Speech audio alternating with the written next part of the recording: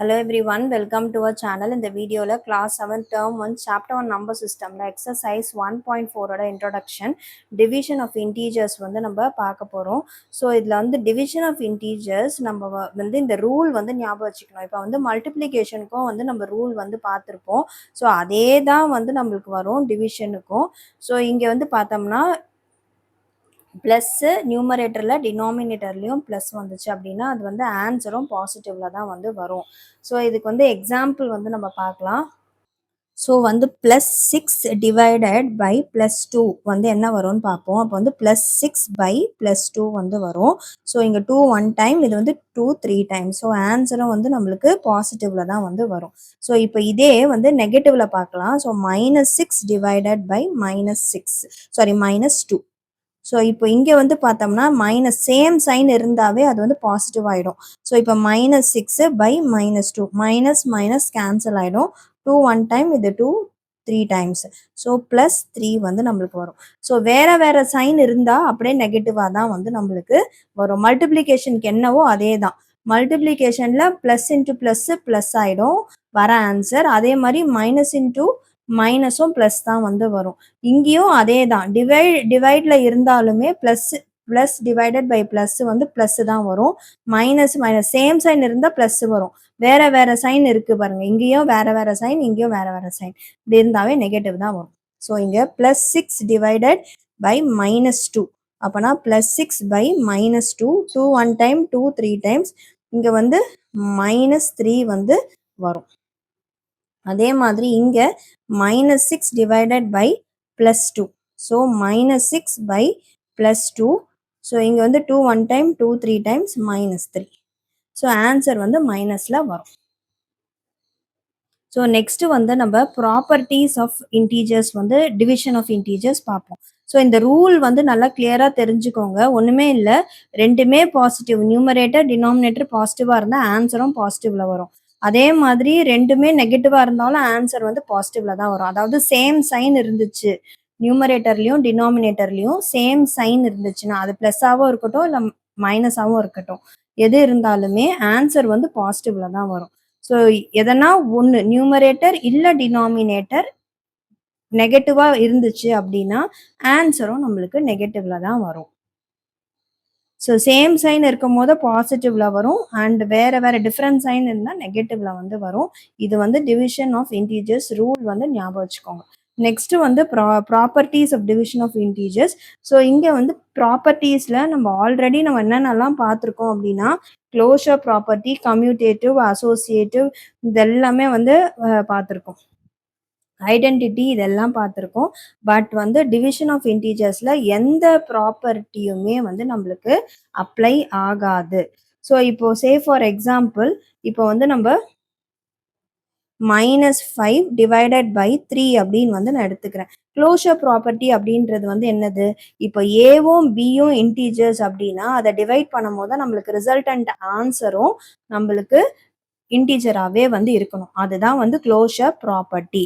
ஆனால் இங்கே வந்து -5 டிவைடட் பை 3 பண்ணுறேன் அப்படின்னா எனக்கு இன்டீஜர் ஆன்சராக வராது. ஸோ அப்போனா வந்து க்ளோஷர் ப்ராப்பர்ட்டி வந்து இங்கே யூஸ் ஆகாது.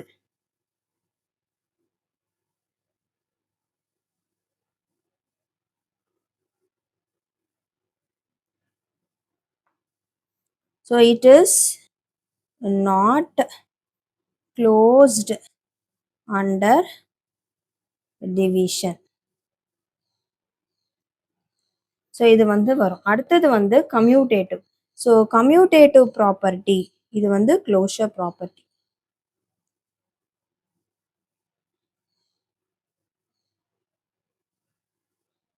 ஸோ கம்யூட்டேட்டிவ் ப்ராப்பர்ட்டி வந்து எடுத்துக்கும் போது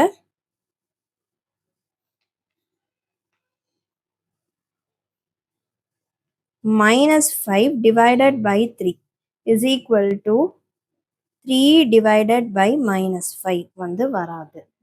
அதாவது this will not be equal. Left hand சைடும் ரைட் ஹேண்ட் சைடும் ஈக்குவலாக இருக்காது. கம்யூட்டேட்டிவ் ப்ராப்பர்ட்டினா இப்போ A இன்ட்டு பி பண்ணாலும் பி இன்ட்டு ஏ பண்ணாலும் நம்மளுக்கு ஒரே ஆன்சர் தான் வரும். ஆனா இங்க a டிவைடட் பை b, இங்க வந்து b டிவைடட் பை a பண்ணாலும் நம்மளுக்கு ரெண்டு பக்கமும் ஒரே ஆன்சர் வராது. So commutative, it is not commutative under division. So commutative work ஆகாத போத நம்மளுக்கு அசோசியேட்டிவ் ப்ராப்பர்ட்டியும் வந்து it will not work. So அசோசியேட்டிவும் வராது, ஐடென்டிட்டியும் வந்து ஒர்க் ஆகாது. ஸோ அதனால ஐடென்டிட்டி, மல்டிப்ளிகேட்டிவ் ஐடென்டிட்டி பார்த்துருக்கோம்ல, ஸோ அந்த மாதிரி வந்து நம்மளுக்கு இங்க வராது.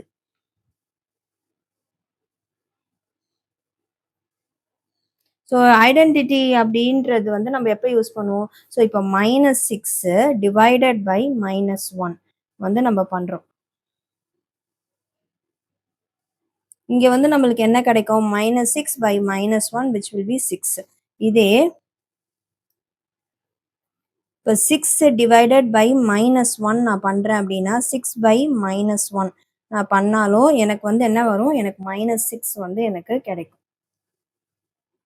ஸோ நம்மளால ஒரு இன்டீஜரை -1ஆல டிவைட் பண்ணும்போது நம்மளுக்கு அதே இன்டீஜரே வந்து வராது. அப்படி வந்தாதான் வந்து அது ஐடென்டிட்டி ப்ராப்பர்ட்டி வந்து அப்ளை ஆகும், நம்மளுக்கு வராது.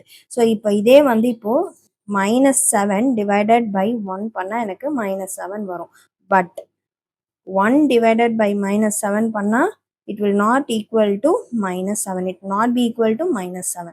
ஸோ இங்கே வந்து என்னது? ஐடென்டிட்டி வந்து ஒர்க் ஆகாது. So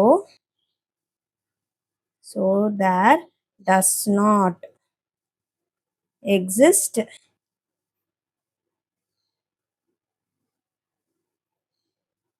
an identity for division of integers. And இன்னொன்று வந்து ஸோ இங்கே பார்த்தோம்னா closure property, commutative property, associative property, identity, இது எதுவுமே வந்து நம்மளுக்கு டிவிஷன் ஆஃப் இன்டீஜர்ஸில் நம்மளுக்கு எந்த ப்ராப்பர்ட்டியுமே வந்து ஒர்க் ஆகாது. அதை வந்து கிளியராக ஞாபகம் வச்சுக்கோங்க.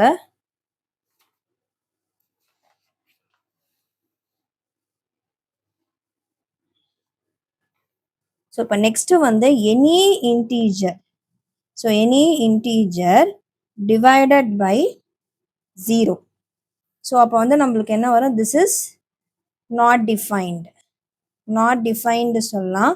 அண்ட் அதே மாதிரி 0 divided by a non zero, any integer, any integer other than 0 பண்ணோம்னா வந்து நம்மளுக்கு என்ன வரும்? 0 தான் வந்து நம்மளுக்கு கிடைக்கும். ஸோ இதுவுமே வந்து ஞாபகம் வச்சுக்கணும். Any integer divided by 0 is not define and 0 divided by any integer is equal to 0. So இதெல்லாம் வந்து ஞாபகம் வச்சுக்கிட்டா நம்ம வந்து ஈஸியாக பண்ணிடலாம். ஸோ இப்போ நெக்ஸ்ட் வந்து நம்ம try this question, page number 22 வந்து நம்ம பார்க்கலாம். ஸோ ஃபர்ஸ்ட் கொஷனில் என்ன கொடுத்துருக்காங்கன்னா -32 டிவைடட் பை 4. ஸோ வந்து -32 பை 4 4 டேபிள்ஸில் சால்வ் ஆகும். 4 1 time, 4 8s are 32. So answer வந்து -8. ஸோ இது எப்படி பண்ணலாம்னா இங்கே மைனஸ் இருக்கா, ஸோ இங்கே வந்து ப்ளஸ் இருக்கு. ஸோ வேற வேற சைன் வந்து ஆன்சர் என்னவா வரும்? நெகட்டிவ்ல தான் வரும் அப்படின்னு நம்மளுக்கு தெரியும்.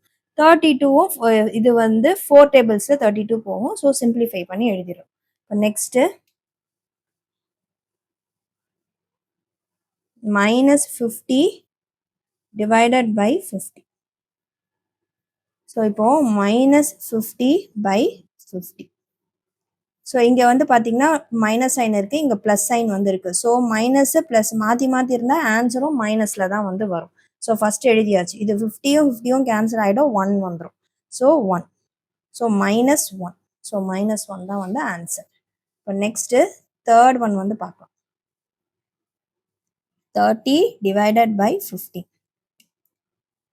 ஸோ இப்போ இங்கே வந்து பார்த்தோம்னா ரெண்டுமே பாசிட்டிவாக வந்து இருக்கா, இங்கேயும் ப்ளஸ் இங்கேயும் ப்ளஸ். ஸோ ஆன்சர் வந்து ப்ளஸில் தான் வரும். 30 டிவைடட் பை 50. ஸோ இது வந்து 15 டேபிள்ஸில் போகும். 1 டைம், 15 டேபிள்ஸில் 2 டைம்ஸ். ஸோ உங்களுக்கு அப்படி தெரியல அப்படின்னா டிவைட் பண்ணி எழுதுங்க, இல்லாட்டினா 3 டேபிள்ஸில் கேன்சல் பண்ணி கூட பண்ணலாம். சிம்பிளிஃபை பண்ணுறது ஈஸி.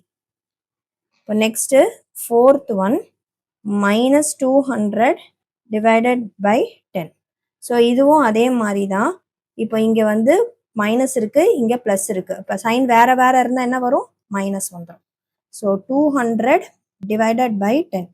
இங்கே வந்து 0 இருக்கா, 0 0 கேன்சல் பண்ணிக்கோங்க. இந்த ஜீரோக்கு பக்கத்தில் எந்த நம்பரும் இல்லை, இதான் கடைசியாக இருக்குது அப்படின்னா அது அப்படியே கேன்சல் பண்ணிக்கலாம், நியூமரேட்டர் டினாமினேட்டர். அப்போ வந்து இங்கே என்ன இருக்குது? 20.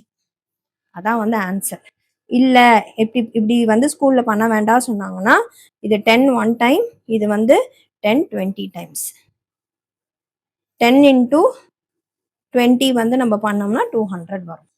நீங்கள் அப்படியும் பண்ணிக்கலாம், டேபிள்ஸ் யூஸ் பண்ணியும் பண்ணிக்கலாம். இல்லைன்னா சிம்பிளாக பண்ணணும்னா 0 எப்பவுமே எண்டில் இந்த மாதிரி இந்த எண்டில் வருதுல, இதுக்கப்புறம் எந்த நம்பருமே இல்லை, இங்கே 0க்கு அப்புறம் எந்த நம்பருமே இல்லை அப்படின்னா இந்த 0 இந்த 0வையும் ஈஸியாக கேன்சல் பண்ணிக்கலாம்.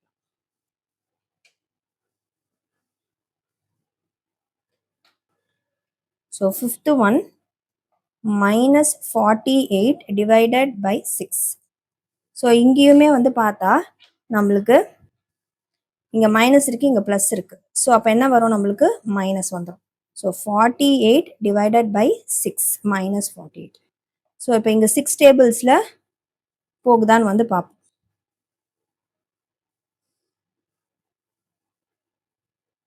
ஸோ இது 6 1 டைம், இது வந்து 6 8 டைம்ஸ். ஸோ அப்போனா நம்மளுக்கு answer 8.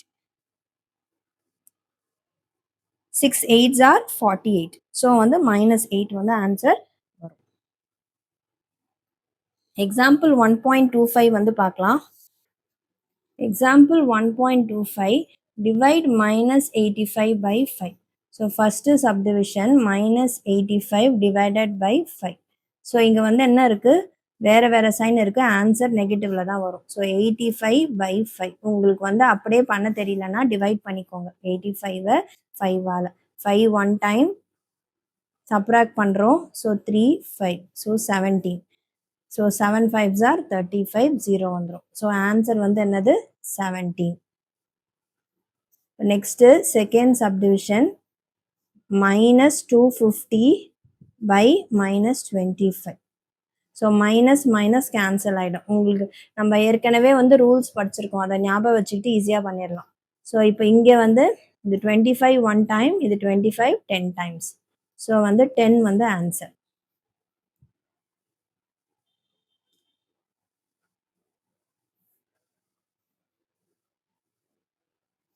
Next third subdivision 120 divided by -6. So இங்கே வந்து ப்ளஸ் இருக்குது, இங்கே மைனஸ் இருக்குது. ப்ளஸ் மைனஸ் இருந்தாவே ஆன்சரும் மைனஸில் வரும். 120 by 6. இங்கே வந்து இது அப்படியே நீங்கள் சிம்பிளிஃபை பண்ணுங்கள், தெரியலன்னா லாங் டிவிஷன் மெத்தட் யூஸ் பண்ணிக்கோங்க. 6 6 2s are 12. So 0 and 0. So அந்த ஆன்சர் வந்து என்னது? நம்மளுக்கு -20 வந்து வரும். Next fourth one. So 182 divided by -2.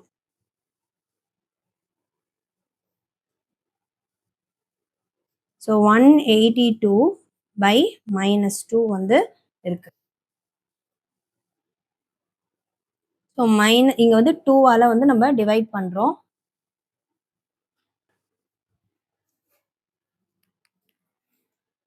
So 2 9s are 18. So subtract பண்ணுறோம் 0, இந்த 2வை வந்து கீழே கொண்டு வரோம். So 2 1 time 2. ஸோ வந்து இங்கே என்ன வரும்? ஸோ இங்கே ஒரு ப்ளஸ் ஒரு மைனஸ் இருக்குது. So -91. Example 1.26. In a competitive exam, 4 marks are given for every correct answer and -2 marks are given for every incorrect answer. So correct answer க்கு 4 marks கொடுக்குறாங்க, incorrect answer க்கு வந்து எவ்வளோ தராங்க? -2 marks வந்து கொடுக்குறாங்க. கலைவிழி attended the exam and answered all the questions and scored 20 marks. So கலைவிழி அப்படின்ற அந்த ஸ்டூடெண்ட் வந்து அவங்க வந்து எக்ஸாம் அட்டன் பண்ணுறாங்க, எல்லா கொஷின்ஸுமே அட்டன் பண்ணுறாங்க அண்ட் மொத்தம் அவங்க மார்க் வந்து 20. Only even though she got 10 correct answers. அவங்க வந்து 20 மார்க்ஸ் தான் வாங்கியிருக்காங்க, ஆனால் அவங்களோட கரெக்ட் ஆன்சர் வந்து எவ்வளோ? மொத்த கரெக்ட் ஆன்சர்ஸ் 10 கரெக்ட் ஆன்சர்ஸ் வந்து இருக்குது. So how many questions did she answer incorrectly அப்படின்னு வந்து கேட்குறாங்க. So mark given for one correct answer is equal to 4. அப்போ mark given for 10 correct answers வந்து 4 into 10 which is 40 வந்து வந்துரும். So Kalaivizhi final mark is 20 marks வந்து அவங்க வாங்கியிருக்காங்க. ஸோ ரெடியூஸ்டு மார்க் வந்து எவ்வளோ? Reduced mark for incorrect answers. So answer is equal to மொத்தம் அவங்க வாங்கின மார்க் 40, அதில் வந்து அவங்க ஃபைனல் மார்க் வந்து 20. அப்போனா 40 minus 20 which is 20. அப்போ எவ்வளோ கொஷின்ஸ் வந்து அவங்க அட்டன் பண்ணியிருக்காங்க அப்படின்றது தான் வந்து நம்ம ஃபைண்ட் அவுட் பண்ணணும்.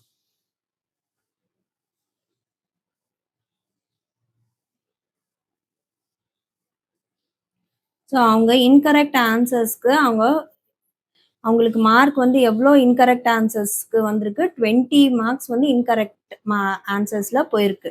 ஸோ ஒரு இன்கரெக்ட் ஆன்சருக்கு எவ்வளோ? 2 மார்க்ஸ், அதாவது 2 மார்க்ஸ் வந்து மைனஸ் பண்ணுறாங்க. So for each incorrect answer இந்த -2.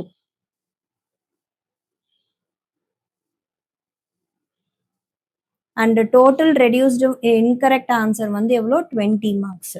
ஸோ அப்போது 20 divided by 2.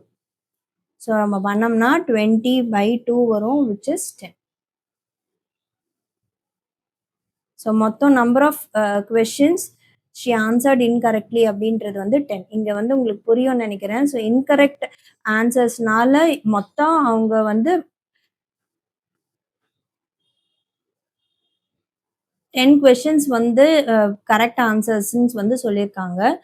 10 கரெக்ட் ஆன்சர்ஸ் அப்படின்னு வந்து சொல்லியிருக்காங்க. ஸோ அப்போ ஒரு கரெக்ட் ஆன்சருக்கு 4 மார்க்னா 10 கரெக்ட் ஆன்சருக்கு 40 மார்க்ஸ் வந்துடும். ஆனால் அவங்களோட ஃபைனல் மார்க் வந்து 20. அப்போ கரெக்ட் ஆன்சர்லேருந்து இந்த ஃபைனல் மார்க்கை சப்ராக்ட் பண்ணும்போது ரிமைனிங் மார்க் வந்து 20ன்னு கிடச்சிருக்கு. இந்த 20 வந்து எதுக்கானனா இன்கரெக்ட் ஆன்சர்ஸ்க்கான மார்க். ஸோ ஒரு இன்கரெக்ட் ஆன்சருக்கு 2 மார்க் வந்து மைனஸ் பண்ணுறாங்க. அப்போது 20 மார்க்ஸ் அப்படின்னா மொத்தம் எவ்வளோ கொஸ்டின்ஸ் எழுதியிருப்பாங்க? So 20 by 2. இங்கே இது ஏன் வந்து இன்கரெக்ட் மைனஸ் பண்ணியிருக்கேன் அப்படின்னா இதுவுமே வந்து -20 தான் வந்து வரும். ஸோ அப்போனா வந்து நம்மளுக்கு 10 தான் வந்து ஆன்சர். இன்கரெக்ட் ஆன்சருக்கு -2ன்னு சொல்லியிருக்காங்களா, ஸோ அதனால வந்து இங்கே நான் -2 வந்து போட்டிருக்கேன். ஸோ இங்கே சப்ராக்ட் பண்ணும்போது இது நம்பர் ஆஃப் கொஷின்ஸ் தான் நம்மளுக்கு வேணும். ஸோ அதனால நம்பர் ஆஃப் கொஷின்ஸ் நெகட்டிவ்ல வந்து வராது. ஸோ அதனால 10 தான் வந்து வரும். அதனால நான் இங்கே வெறும் 2னே எடுத்திருக்கேன், -2ன்னு வந்து எடுக்கல. நெக்ஸ்ட் வந்து நம்ம எக்ஸாம்பிள் 1.27 வந்து பார்க்கலாம். Example 1.27, a shopkeeper earns a profit of 5 rupees by selling one notebook and incur a loss of ₹2 per pen while selling on his old stock. So அவர் வந்து ஓல்டு ஸ்டாக் அவரது வச்சிருக்காருல, அதை வந்து அவர் செல் பண்ணும் போது என்ன ஆகுதுன்னா அவர் வந்து ப்ராஃபிட் ஏர்ன் பண்ணுறாரு. அதாவது ஒரு நோட் புக்குக்கு 5 ரூபாய் வந்து ஏர்ன் பண்ணுறாரு ப்ராஃபிட்டாக. அண்ட் ஒரு பெண்ணுக்கு வந்து 2 ரூபாய் வந்து அவருக்கு லாஸ் ஆகுது அப்படின்னு வந்து சொல்லியிருக்காங்க. So profit for selling one notebook வந்து எவ்வளோ? 5 rupees, அதாவது +5 வந்து வரும். And loss for selling one pen is equal to 2 rupees which is -2. So மொத்தம் எத்தனை நோட் புக்ஸ் வந்து அவர் செல் பண்ணுறாரு அப்படின்னா, if he sold 20 notebooks அப்படின்னு வந்து கொடுத்துருக்காங்க. So number of notebooks he sold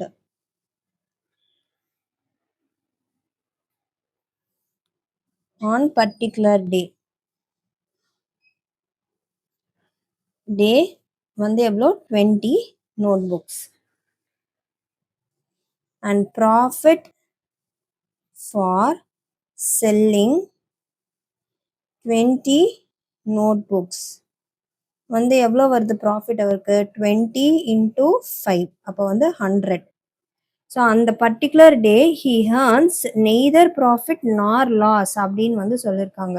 so அப்படின்னா என்ன அர்த்தம், அவருக்கு வந்து எதுவுமே கிடைக்கல, ஜீரோ. அப்போ அவருக்கு ப்ராஃபிட் 100 வந்திருக்குன்னா 100 rupees, லாஸும் வந்து 100 rupees வந்து ஆயிருக்கு. So neither profit nor loss on that particular day.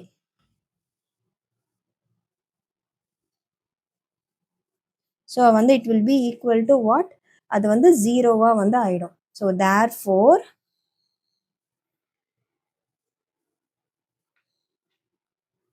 profit plus loss is equal to 0 வந்து நம்மளுக்கு வரும்.